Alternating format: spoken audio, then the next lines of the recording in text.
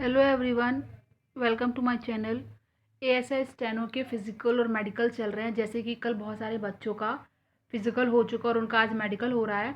तो बहुत सारे बच्चे हैं जिन्होंने अलग अलग इन्फॉर्मेशन दी है, प्रयागराज से, अजमेर से, अलग अलग सेंटर से, लखनऊ से उन्होंने बताया कि कैसे क्या हुआ है।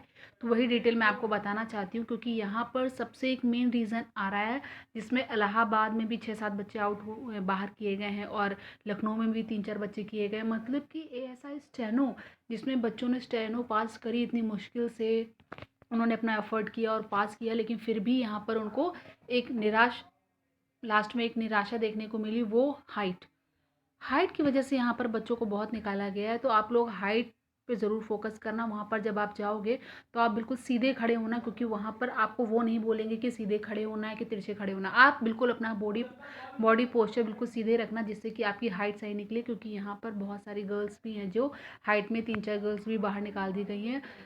आई होप ये चीज़ नहीं होनी चाहिए थी, बट वहाँ पर मेजरमेंट किया गया। तो अगर आपकी इस हाइट से, मैं एक चार्ट दिखा रही हूँ, अगर आप ये देख लो, इसके हिसाब से आपकी हाइट और वेट होना चाहिए। वेट में तो 4-5 किलो अप एंड डाउन चल रहा है, आपको वहाँ पर चल जाएगा अगर आपका 4-5 kg ज़्यादा है या कम है। लेकिन अगर हाइट कम है तो वहाँ पर वो तुरंत निकाल दे रहे हैं। तो ये देख लीजिए चार्ट, अगर इतनी आपकी हाइट है तो बहुत अच्छी बात है, लेकिन इतनी हाइट वहाँ पर मांगी गई है। हाइट वाइज वेट आपका कितना होना चाहिए ये भी देख लीजिए इस चार्ट के थ्रू। ये आप देख लीजिए, इस चार्ट में पूरा लिखा हुआ है कि इतनी अगर हाइट है, इतनी एज है, तो एज वाइज आपका इतना वेट होना चाहिए। मतलब कि यहाँ पर आप देख लो कि ये आपकी हाइट्स लिखी हुई हैं, ये आपकी हाइट लिखी हुई इतनी सेंटीमीटर हाइट, और एज वाइज ये आपके वेट लिखे हुए हैं। तो आपको हाइट के अकॉर्डिंग इतना वेट चाहिए। आप अपने हाइट जितनी भी हो उसके हिसाब से देख लो कि आपका इतना वेट होना चाहिए। इसका स्क्रीनशॉट ले लो और आप देख लो।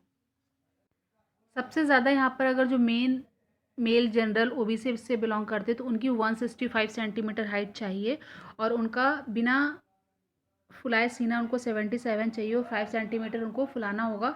मतलब कि 77 सेंटीमीटर उनका होना चाहिए चेस्ट, और फिर उनको 5 सेंटीमीटर फुलाकर दिखाना होगा, जो कि 82 सेंटीमीटर हो जाएगा। तो यहाँ पर फीमेल्स के लिए भी मिनिमम 155 हाइट चाहिए। एक गर्ल थी उसकी 154 थी, तो भी उसको बाहर निकाल दिया गया, ऐसा वो बता रही है मुझे।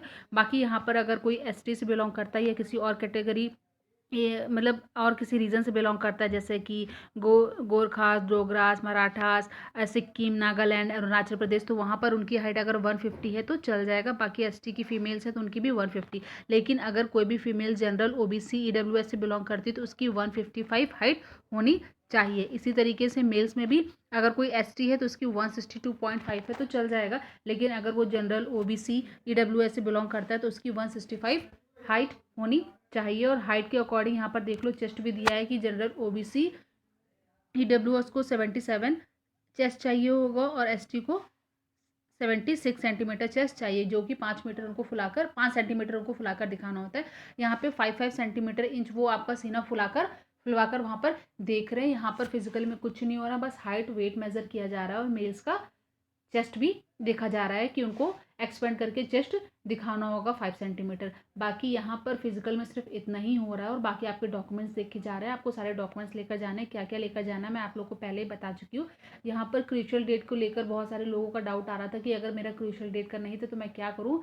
तो यहाँ पर सबसे सिंपल है कि आप एक चीज़ कर सकते हो, वहाँ पे ऑफिसर से बात कर लेना कि सर मेरे पास क्रूशियल डेट का नहीं है। वैसे वो कुछ नहीं कहेंगे, अगर क्रूशियल डेट की बात करें तो वो एक्सेप्ट कर ले रहे हैं। बट फिर भी अगर किसी के पास अभी भी कोई इनकम्प्लीट डॉक्यूमेंट है तो वो वहाँ पर जाएँ, अपना जो भी पुराना डॉक्यूमेंट है वो ज़रूर लेकर जाएँ, और फिर वहाँ पर ऑफिसर से एक बार बात करके पूछ लें कि क्या मैं 1-2 दिन बाद या जब भी हो तो क्या यहाँ पर आकर सबमिट कर सकते हो। क्योंकि 2016 में बहुत सारे बच्चों को ऐसा मौका दे दिया गया था। मैंने भी अपना मैं जो था मेरे पास क्रूशियल डेट के पहले का मैं ले गई थी, उसके बाद फिर कुछ दिनों में मैंने जाकर उसको जमा कर दिया था बनवा कर, तो उन्होंने एक्सेप्ट कर लिया था।